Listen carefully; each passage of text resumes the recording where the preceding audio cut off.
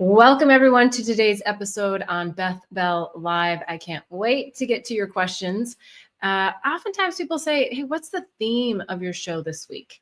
And each week I say the same thing. It's always about the things that make your heart break or ache. And I don't mean that it's always romantic heartache or heartbreak. Relationships break our hearts all the time. We have expectations of other people. We want people to do things our way, a certain way, a way that we're programmed to think and to believe. And so on the show each week, we talk about what's heavy on your heart due to relationship issues that you're struggling with. So if you have a question and you're watching live, I would love for you to enter it into the comments and I will be certain to get to it. You always get prioritization in the queue if you are on with us live.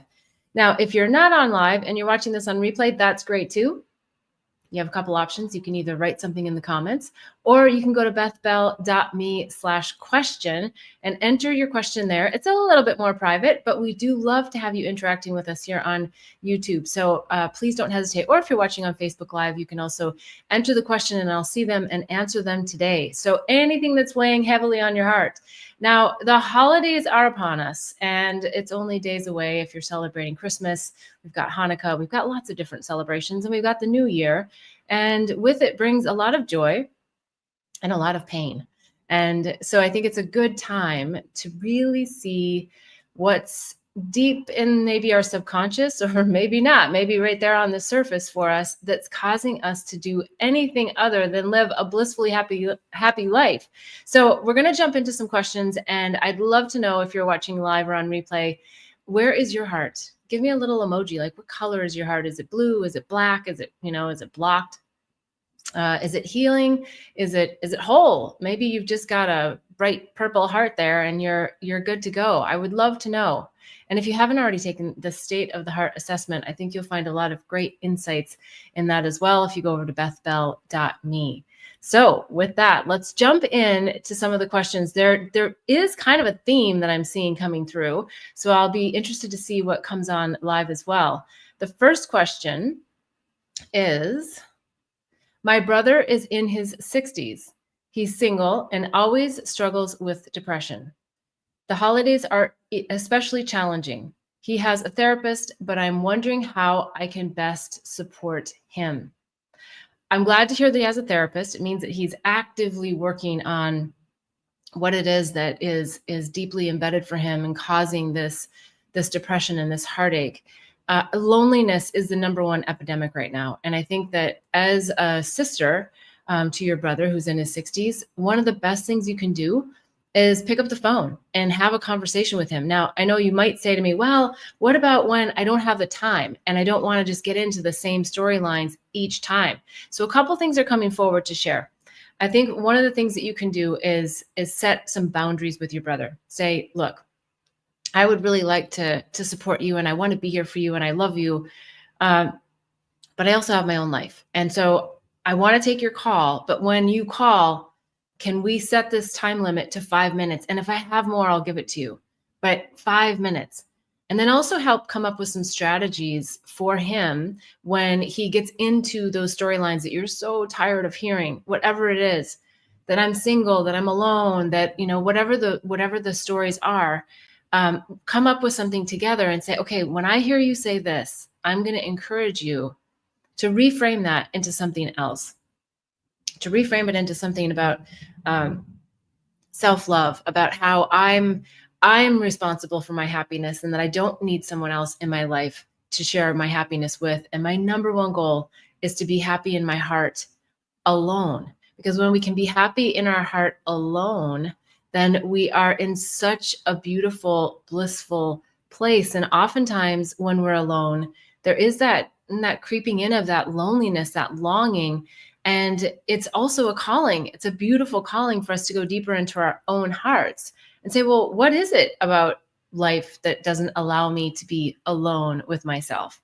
And a lot of times it is the thoughts. It's the mind that's just constantly creating stories that, in all honesty, they're true because they happened to you, but they're not right now. They happened to you in the past, or it's something that you're worrying about in the future, and you're allowing your whole system, your cellular response to evoke an emotion that's actually not legitimate in this current moment now. So when we get to this place where we really can anchor in love within our own hearts and love for ourselves, then we can be in a beautiful place to actually attract someone, because then we have someone that we can share our love with, not depend on someone for love outside of us. It's a really, really important distinction. But back to your brother, because I know when you're in the real depths of depression, like everything I just said probably sounds like psychobabble to most people. But if you're more awake and aware, which I believe you are, and that's why you're called in as the sister to be that supportive person, I think in that place, that's where you, as I said, set boundaries, and then you come up with reframes and like, hey, I'm here for you, and I'm going to help you reframe that narrative, that thought, that misnomer that I have about myself, because it's not true right now. And also help them to find outlets for their creativity. I know everyone's familiar with, well, not everyone, but I'm sure a lot of people have heard about children's, color therapy and art therapy. Sometimes we have to go back to that inner child. And I wouldn't suggest that to your brother specifically, but I'm bringing it forward as an example that when we use our creative place, we can often get to things that we don't want to pay attention to, the things that we're ignoring. So if there's something that your brother liked to do in maybe grade school, junior high, high school, something that you knew brought a lot of joy to him, maybe it's playing basketball, maybe it's that he did something artsy. Maybe he played an instrument. Maybe he sang in choir. Maybe he played a particular sport. So whatever it was that your brother enjoyed when he was young, bring that back. And there's some way that he can do something similar. So if he was a big football player, that might be hard to just go find a football team to play on. But it's possible. And it might mean that you just shift it to, hey, what are some team activities that require, active physical movement, and encourage him to really look into that and see how he can start finding friends and new friends and shifting the energy, because that's really what we need to do. Is when there's a deep depression happening, we have to get out of the circuitous loops of thoughts, because they just are like heavy weights on our feet, like we're walking through quicksand. It's so hard to get out, and we need to shift that state. And sometimes jumping into an activity that jolts us and makes us uncomfortable momentarily actually helps us to really expand. This is a really interesting insight that's coming through.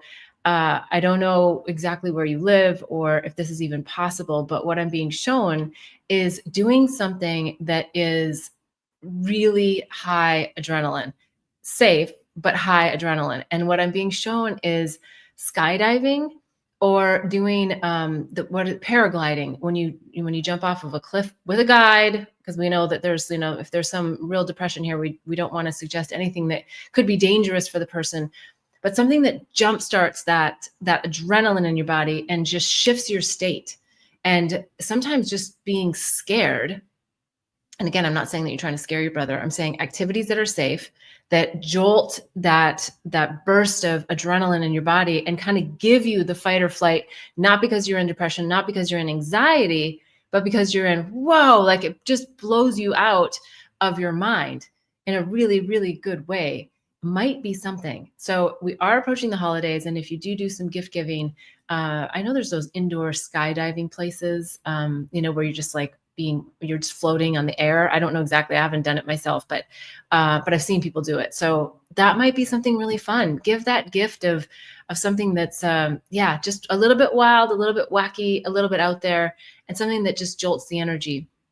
And then keep on the reframes and the mantras and things that can help shift the energy and help that person, that your brother, feel a little bit differently about the thoughts, because we've got to do the NLP, the neuro linguistic programming. We've got to reprogram our brains. And when we're in the depths, it's sometimes really hard. So I'm so glad that you're there as a guide, if you will, and maybe a little bit of a coach with your pom-poms and cheering him on. So, and I'm always happy to do one-on-ones. So if you feel that it's appropriate, you can also have him sign up for that. Or maybe you gift a one-on-one to someone that is struggling with emotions and relationships with either themselves or with others. All right, let's go on to the next question. I need to grab some water here.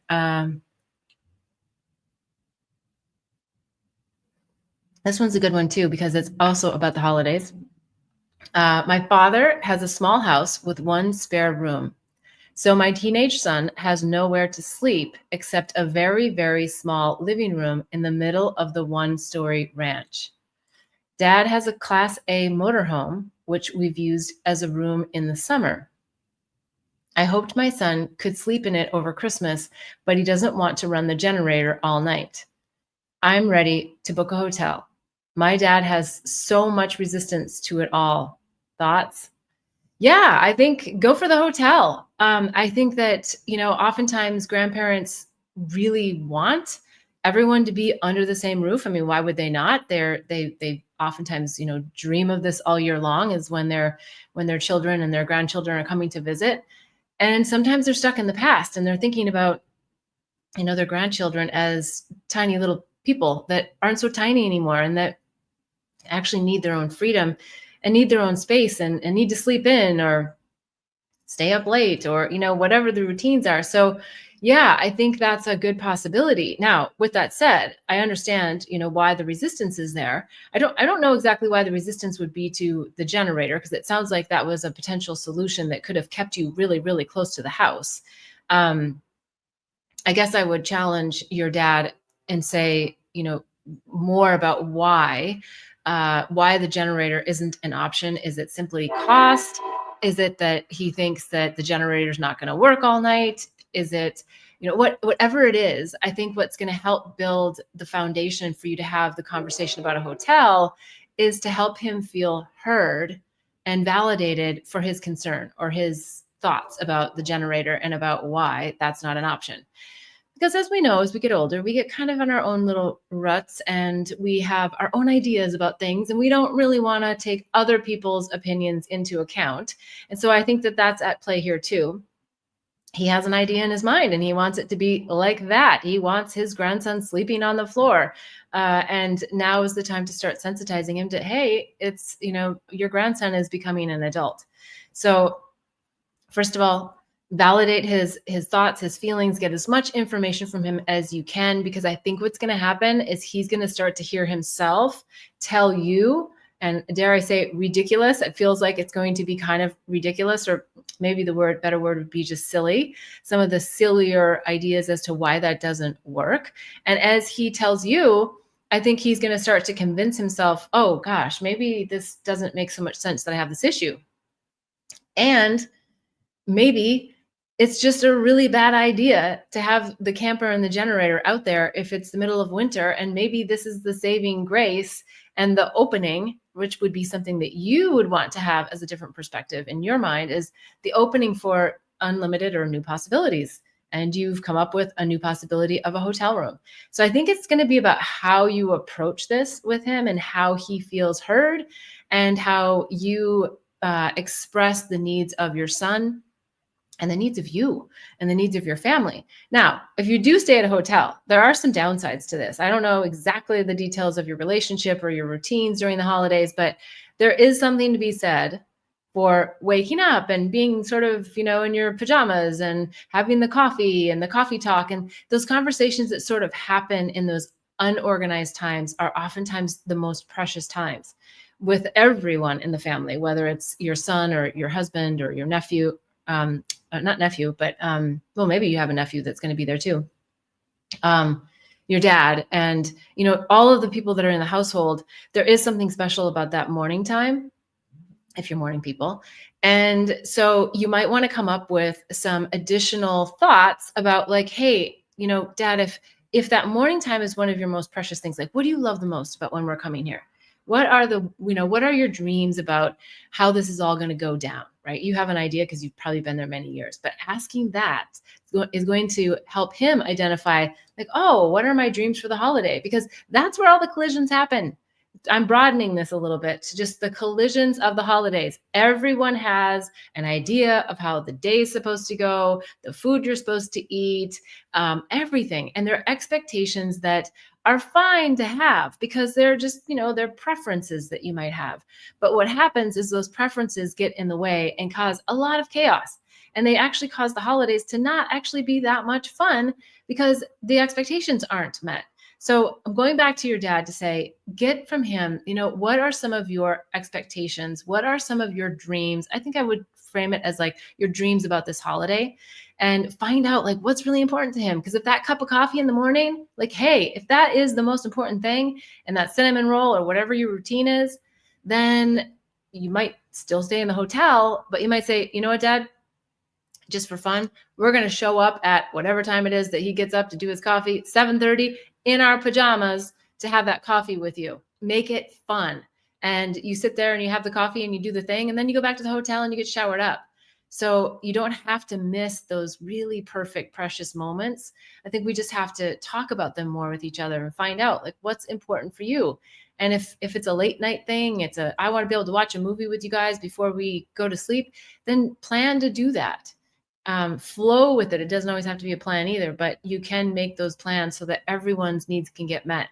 And another idea that's just coming in is perhaps you make this a family activity, not just a phone conversation, that you all agree that on day one, that you're each going to write down. And I just say write down because it feels like that becomes more intentional, but you write down like the one thing that you would love to have happen in your time together, just one thing, and put it in I don't know, I'm just being shown like a bowl or something. And then depending on how many days you're there, I don't want to make it overcomplicated. I'm just saying what's coming. But if you're there for, 5 days and there's 5 people, then pull one out and put a number on it. Day 1, put a number on it. Day 2, put a number on it. Day 3, and then do your best to do that activity during that day. And again, keep it simple. It can just be the activity is that you eat caramel rolls and drink coffee together. So it doesn't have to be like some big outing that needs to happen. And in some cases, it is a big outing because some people want to go to the Christmas tree or the holiday fair or whatever, drink Glühwein. So I think when we start to just ask everyone like, hey, what would make this holiday like the best holiday for you ever? And then we genuinely want to help them have that.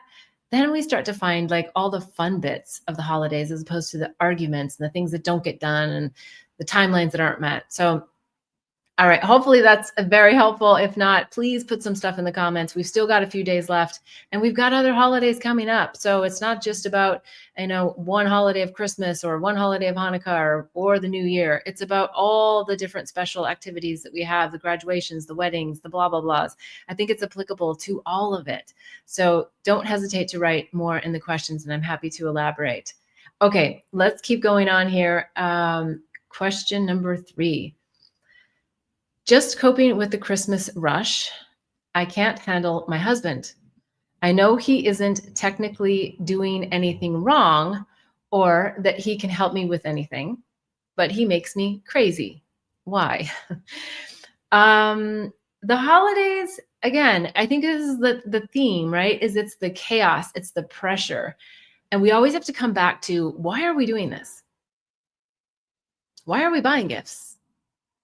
Because we want to have someone else be happy, not have, but we want to help. We want to show our love, and we want to see the joy in someone else, especially when it comes to kids.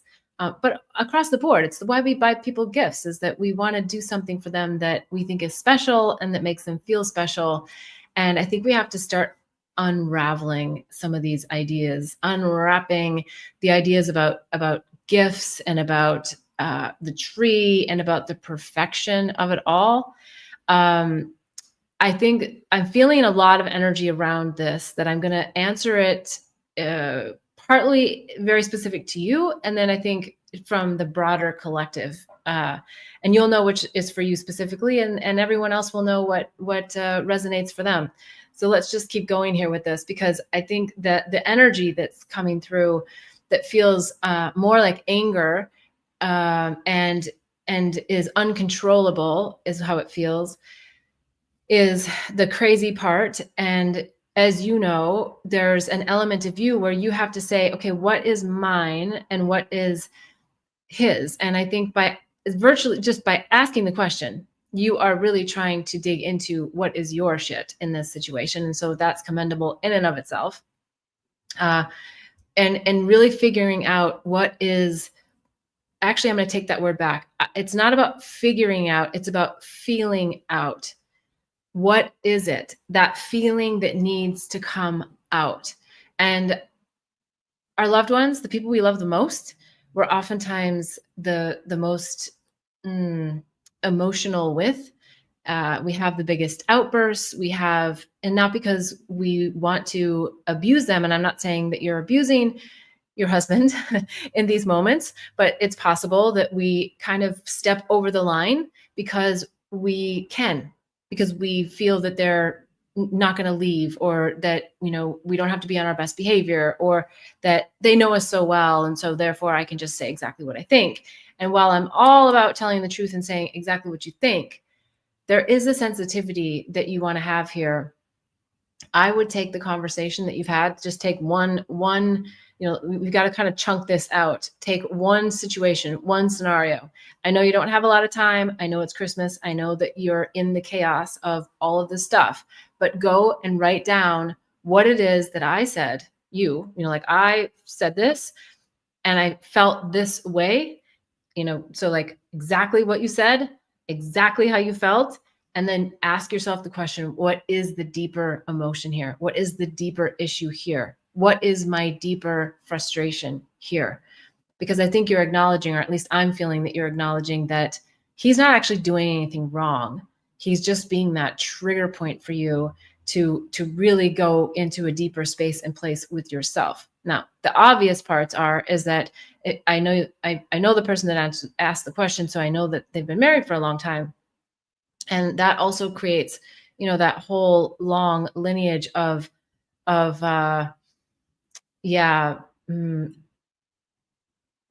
the word? I'm trying to be kind about it, but it's, and it's not specific to you, it's to relationships as a whole, but it creates that, I guess I always say, that whole dossier, right? That whole long list of your photographic memory, touch points of how your husband's made you feel. And when we don't express how we feel in that moment, which most of us don't, because we got taught really early on to shove that shit down and be in control and, be in your Zen place. And so we don't say, or, oh, I don't want to make a big deal out of something. And while I'm not saying make a big deal out of everything, I'm saying when you have an emotion, it is your responsibility to express that emotion, irregardless of how it comes out.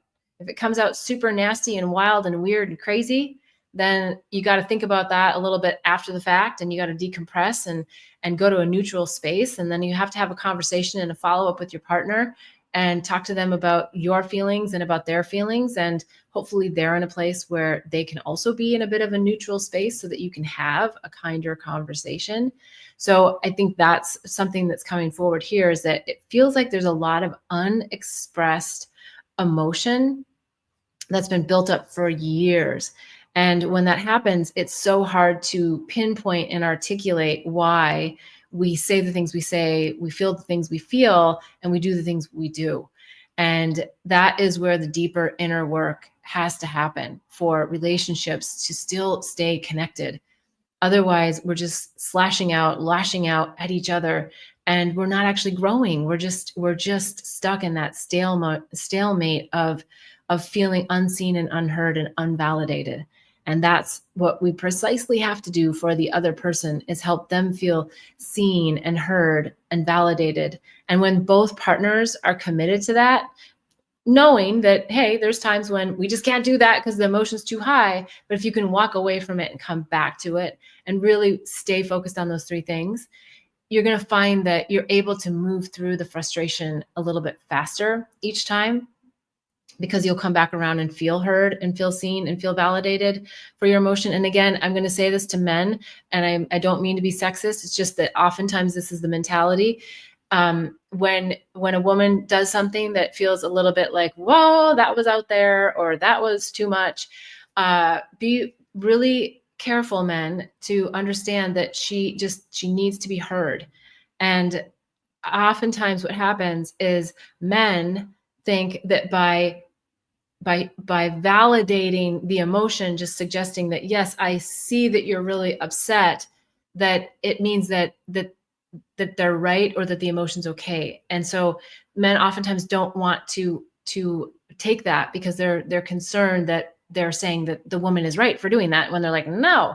And I'm just saying, try to stay out of that kind of a battle between the sexes, because women are full of shades of gray when it comes to emotion. So full, so robust. And it's what makes women beautiful. But it also makes women challenging for men, because oftentimes in the real masculine energy, they are solution oriented. And those solutions, they're often really, really good.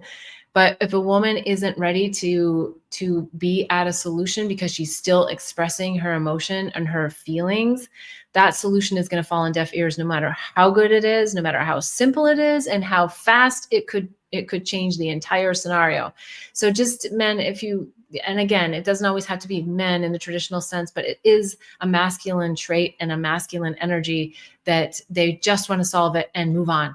And women just don't often work that way. And I don't ever want it to be a melting pot. We want to keep some of these energies. We just have to be in a space where we can understand each other and validate each other for where we are in the moment, without thinking that we have to say that someone's right or wrong. Because when someone feels something, it doesn't matter what's right or wrong. It matters that that person's feeling that emotion. And so it's important to, as a partner, as a spouse, as a friend, to be that witness and to really be there for the person that you care about or that you love, and just allow them to say what they need to say, and recognize that, yeah, some of it is your shit that you triggered in them, and some of it's their shit that came out as well. So it's always going to be intermingled. It's rare that it's only one-sided, very rare. And so hopefully you can sit with each other. Hopefully you can, the image I'm getting is sit in front of each other. If you have a fireplace, maybe bring that in just for a little bit more of an ambiance and maybe a little bit more romance. And sit with your legs crossed if you can, knee to knee, and just hold each other's hands and just spend a little bit of time eye gazing at each other. I think you'll find that when we don't use our words, sometimes it's a lot easier because we drop into our heart center. So sit with each other, even if it's crazy.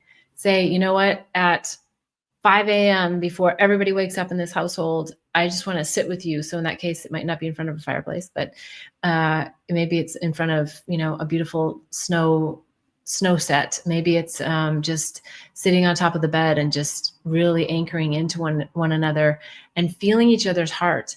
So I would sit cross-legged, knees touching first, and eye gazing, and then taking your hands and putting them together in between the two of you. And then if it feels safe and you feel like you're in a space, and again, I'm saying this without words, like, let's not use our words here. This is about getting into our heart space. And then I would offer that if it feels right in that moment for the two of you, that you actually take, one hand on your own heart and one hand on their heart, and that you're actually feeling each other's hearts, and that you're just acknowledging, I just want to be back in my heart, in that loving space and place for each other, as opposed to our heads just trying to figure this stuff out, because it doesn't usually get us anywhere, especially when we've been married and in a relationship for a long time, to try to talk it all out in that moment. Yes, talking it out is great. If you're in a new relationship, it's different. Talking it out is super great because you can still use words and it's not as complicated, and you can not have so many things piled on. So two different ways to approach it, I think, based on where you're at in your relationship tenure. And for this situation, I would say that, knowing you've been together for a long time, I think this touching in this heart-centered place is going to get you a long way. So let me know how it goes. I would love to hear in the comments if the exercises are working for you and how often you're doing them, and anything that you want to offer out to all of the viewers on the show. Okay, let's keep going. So we've got some more questions here. I don't even have a live studio audience today, which is kind of, I've been getting so used to having beautiful people in the audience asking questions, but today's also a little bit chaotic for me. So I had to not have a live studio audience, but I've got lots of people that have submitted stuff in advance. So, and if you're watching live, which I see there are some of you, don't hesitate to ask a question of your own. Okay. I seem to attract, okay, so this one's a little bit off the Christmas, but I think it's also, the holidays are a time when, if you're single, it's an interesting time because you want to be part of a family, you want to be part of a group, and sometimes you're not, and sometimes you are. So I feel like this one is also very, very prime for the holiday. I seem to attract men who are fun to be with, but don't seem to respect where I'm at in my spiritual growth. Any guidance on how to either shift the energy with the partners in dating or shift myself to attract someone different? What comes right away is just have fun. If you're attracting fun partners, have fun. Don't take this dating thing so serious. And I know depending upon what life stage you're in, it can feel more serious than other stages because you're more ready perhaps to have a long-term partner or someone that, you determine as a partner as opposed to someone you're just dating. But I would take the dating scene and just have fun with it. If you're attracting fun people, I think that's a good thing. Now, when you say that they are not necessarily respecting your spiritual growth, then I would just feel into to what degree is that impacting your relationship positively or negatively? Because sometimes, the whole phrase opposites attract. Sometimes we can attract people that are very different than us, and it can still help catapult our spiritual growth. So I don't think that we always have to be at the same level, the same pace, the same desire for spiritual growth, but we have to have the same desire for the level of communication. And that's the fun part about dating. So if you haven't already been, or you're not already in a committed relationship, well, even if you are, but if you're in that early stage, it's just a lot easier to communicate if you choose to, and to practice communicating, I guess, is where I'm heading. It's the practice of communicating because you don't have a lot invested and you don't know that you're even going to invest a lot in this person long term. So I would use it as an opportunity to use the fun, and I guess humor comes through. I'm assuming that in most of these situations, there's laughter and fun ways, and try to find ways that you can express yourself that's not so serious, that you take advantage and ride off of that energy and laugh at yourself. So I'm being shown Seinfeld. Seinfeld, I guess, was, such a great show. I didn't watch any of it until it was on replays, which is interesting. But I every blue moon, get some episode that comes forward. And the fun part about Seinfeld is he would always take real life scenarios that happen to us that usually would piss us off or make us really upset or create an undesirable emotion. And he finds a way to make it funny and to allow us to laugh at ourselves and how we react to these undesirable situations and scenarios. And so I think that's what's also coming forward here in the dating realm, is that you can really just find fun ways to articulate yourself. And I would also say that in the dating mode, I think a lot of times what happens is we leave the date and we call a friend, or at least the women do. The women call each other like, oh, how did it go? And we go through all the details and we start evaluating. And, as we've dated more people, we start evaluating more. And there's lots of thoughts and lots of judgments and lots of, red flags and this, that, the other.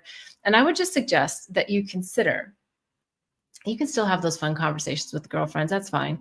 But I would just consider that you really speak to the person you're dating as openly as you can, if they deserve your vulnerability. I'm not saying you get super vulnerable in the first few dates. I'm saying, feel into what is appropriate for you. Be vulnerable and fun, not to a place that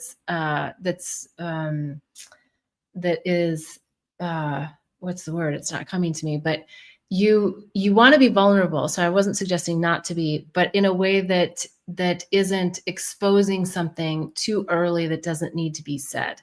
So I think, when we meet people, the more vulnerable we can be, the stronger the bond, the healthy bond we can have with them, because that allows, that allows them to really feel our hearts when we say something vulnerable. And so I just am trying to make sure that I clarify that the word vulnerable, I think, can be on many degrees. And so make it fun for you. You are the master of your mind and how you're going to perceive things. So they do something that you don't like, make it fun, make it laughable, speak in laughter, speak in fun ways. And if you're not feeling seen and appreciated, cut it faster, because otherwise then I feel that frustration from you that what happens is you go for the fun and you have the fun, but then you're not speaking your truth about how they're making you feel, whether it's not feeling validated or not feeling seen, and you're just going for the fun factor to be on a date. So communicate, find fun ways to communicate, and see where that person's at and see how they're going to navigate with you through those initial times, and how truthful they're going to be and how vulnerable they're going to be. All right. Hopefully that's helpful. Let's see if I got that. Any guidance on how shift energy? Yeah. And attract myself to attract someone different. Sorry. Yeah, I think to attract someone different, I would just feel into, what is it that you are needing right now? Because I'm feeling for you that you're very serious and that you're actually desiring that fun factor for yourself. And if it gets to a place where it's just fun and not the depth that you need, then start calling in the depth after you've leveraged all these great dates you've been on that were fun. And don't weigh it so heavily in like the red flags and all that. Keep coming for the green flags. Like, what are the green flags that I want to see in relationships? Because it's so easy to talk about the red flags and so easy to get the orange flags, when I think oftentimes if we just find all the green flags, then we get more of the green and less of the red. And so I think that's the way to shift getting new partners that you feel are really seeing you for who you are and not just in it for the fun, but want to be a little bit more serious and committed to personal growth and growth in the relationship. Okay. And I'm always happy to do a one-on-one if you want to schedule that. We can go deeper into any specifics that you might want to talk about. Okay. So we've got some more questions here coming up. I've closed the doors. Okay. I've closed the doors on my business and am reflecting on what to do next. I'm trying to stay out of the anxiety of making money, but how? Any suggestions? I would find all the things first that you did right in your business. I think that's so important to understand what was your passion and drive for the business, number one.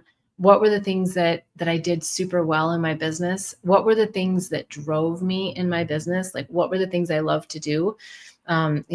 I don't know what your business was, but if it's, you didn't like accounting, well, certainly don't put that down, right? But if you loved the people part, or, which part, the creativity part, what parts of it did you love? I know a lot of times, the inner critic has to come in and talk about all the failures and all the things that didn't work and all of that. I'm well aware and familiar with that.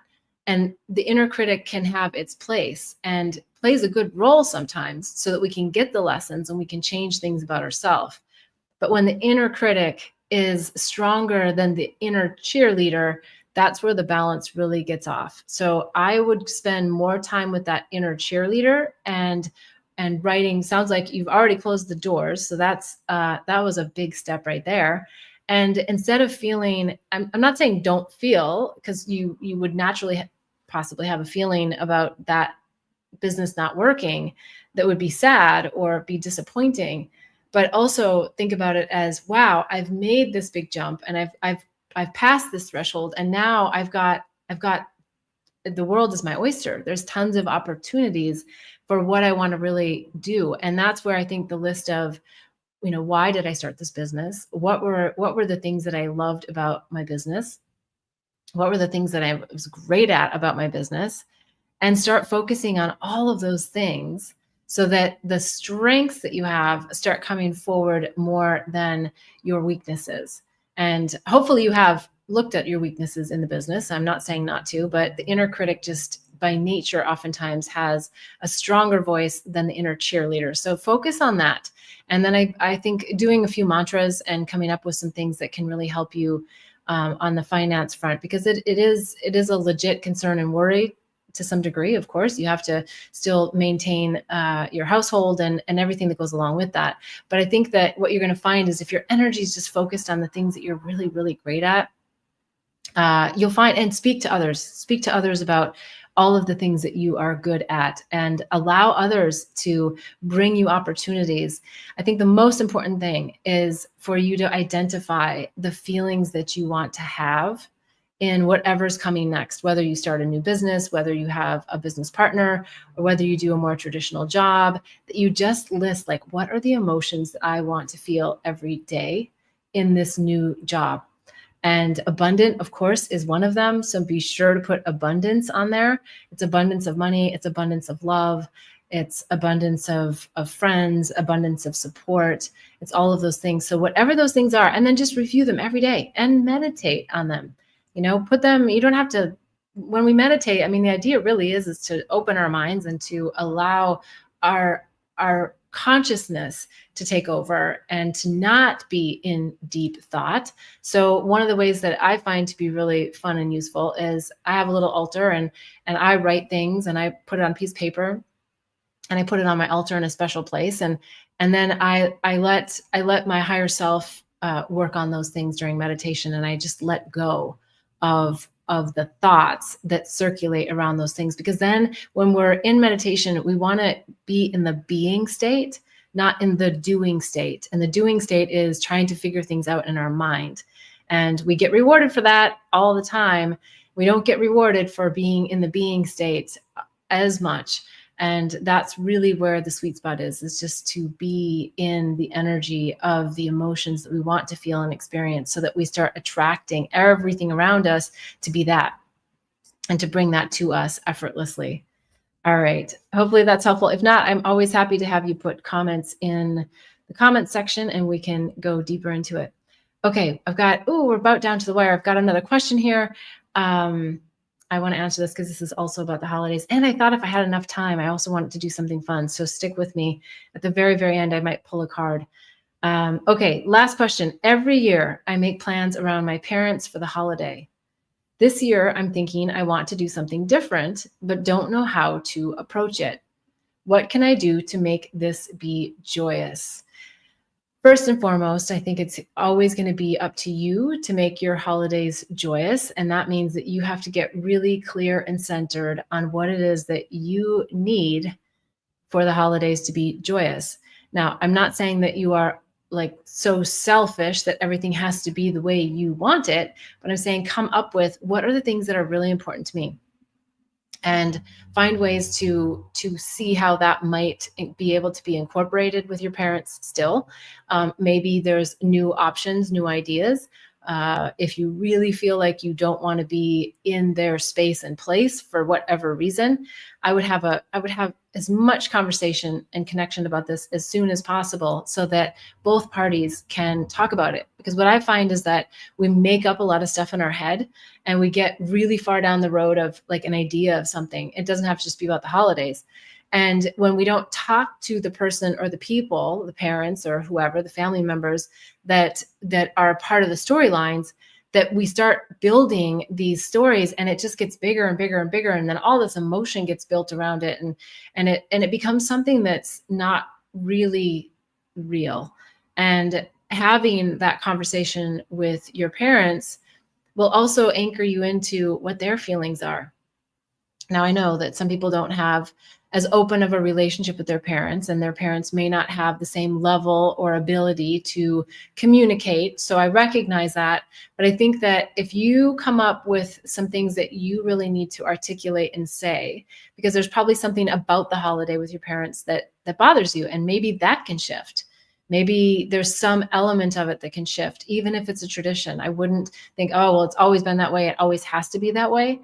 You may be the renegade that helps change the trajectory of family traditions in the future, because it's always been done this way. It's always going to be done this way, but maybe not, because maybe you're going to step in and say, no, actually, I have a different idea about what I'm thinking here. And here's what my needs are. And here's what I would like to do. because it says you want to do something different. I'm picking up that you want to do something completely different apart from your parents. And I think what I'm feeling is coming through for you is that may be an option. I don't know that it's the best option, like a few days before the holiday, to suddenly come up with something totally different. So I think there might be a bit of a compromise as to how you can articulate your feelings and needs and desires, and also hear theirs. And also, and not to build like some big story, but it gives you a foundation for a conversation that can come after the holidays, well before the next year. That's just in reflection about, here's what I'm thinking about next year. And whenever that time is right, it might not be, might be January, it might be December 27th, it might be June, I don't know, but you'll feel into it and find a time and a space where you start planting the seeds that, hey, maybe something's going to be vastly different and I'm not actually going to be physically here. And then they'll understand the reasons why, and they'll have some time to process that. Again, I think it comes back to that communication and just really anchoring into what you feel you need for you. Okay, we are down to the end here, and I so appreciate every week that you tune in.